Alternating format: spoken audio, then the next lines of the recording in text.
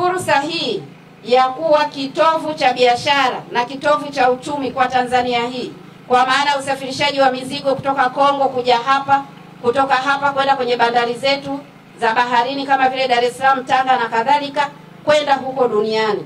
Hii ni fursa kubwa sana kwetu sisi Wanakatavi, na ili tuhakikishe kwamba fursa hii haitupiti, ni waombe Wanakatavi wote kujiandaa kikamilifu kuchangamkia fursa ya biashara, kuchangamkia fursa ya kuzalisha mazao zaidi ya kila aina, ili tuweze kupata chakula cha kutosha, na wakati huo huo tupate cha ziada kwa ajili ya kuuza na kuwasaidia wenzetu katika maeneo mengine, kama nilivyosema, kusafirisha kwenda Kongo, kwenda Burundi, Zambia na kadhalika na maeneo mengine.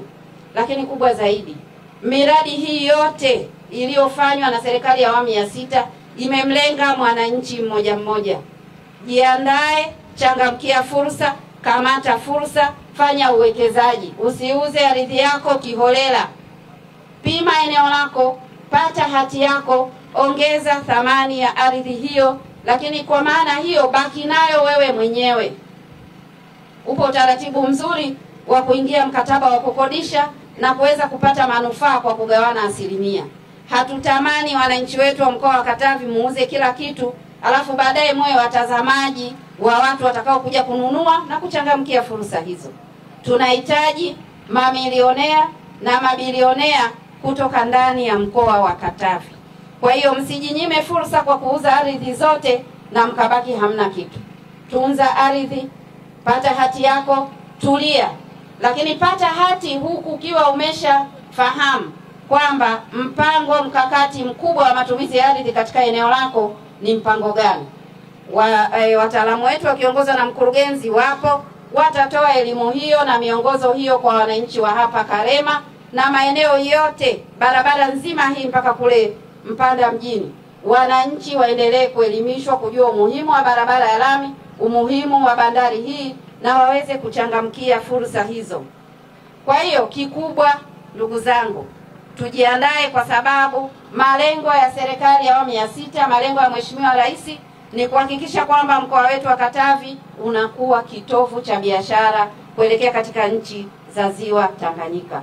Tusiache fursa katupita, tuchangamke.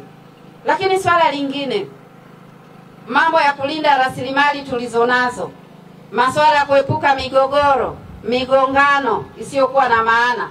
Nafahamu kwamba hapa wananchi walilipwa fidia, na ninafahamu na sijawahi kusikia kama kuna mgogoro wa aina yoyote.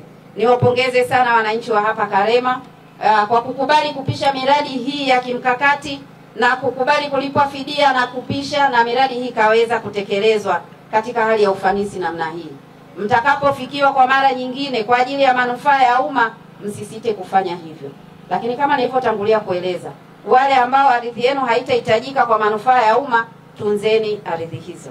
Na pia nimwelekeze mkurugenzi kuendelea kufanya upimaji wa ardhi katika maeneo haya, lakini kuwa na master plan inayoonyesha matumizi mazuri ya maeneo haya. Nafahamu kwamba watu wa TIC watachukua eneo huku kwa ajili ya ujenzi wa viwanda.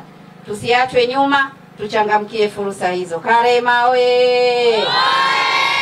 Mipango ya serikali katika mkoa wa Katavi kwa kuzingatia mpango wa kitaifa wa kukuza usafiri wa ndani na biashara za mipakani, serikali ya Tanzania pamoja na miradi mingine katika mkoa wa Katavi inatekeleza miradi ifuatayo: ujenzi wa barabara ya lami yenye urefu wa kilomita 120 kutoka Mpanda hadi Karema, ambapo kwa sasa mradi unaendelea kwa hatua mbalimbali. Mpango wa kujenga reli kutoka Mpanda hadi bandari ya Karema kama tawi la SGR kwa lengo la kupunguza gharama na muda wa usafirishaji wa mizigo hadi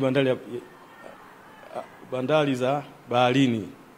Ni matarajio kuwa barabara ya kuingia bandari ya Karema itakapokuwa tayari, mkataba huu wa uwekezaji utakuwa umefika kikomo, na hivyo bandari hii itavutia wateja wengi zaidi na itaanza kufanya kazi kwa ufanisi zaidi, ikiwa na maana at full capacity.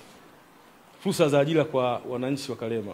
Kwa kipindi cha ujenzi wa meli 4, kampuni ya Gold Voyage Logistics inatumia nguvu kazi ya ndani kutoka jamii ya Karema kwa shughuli mbalimbali kama vile ujenzi wa miundombinu, ufungaji wa vifaa, usaidizi wa mafundi huduma za usaidizi, usafi, usafirishaji, ulinzi na kadhalika.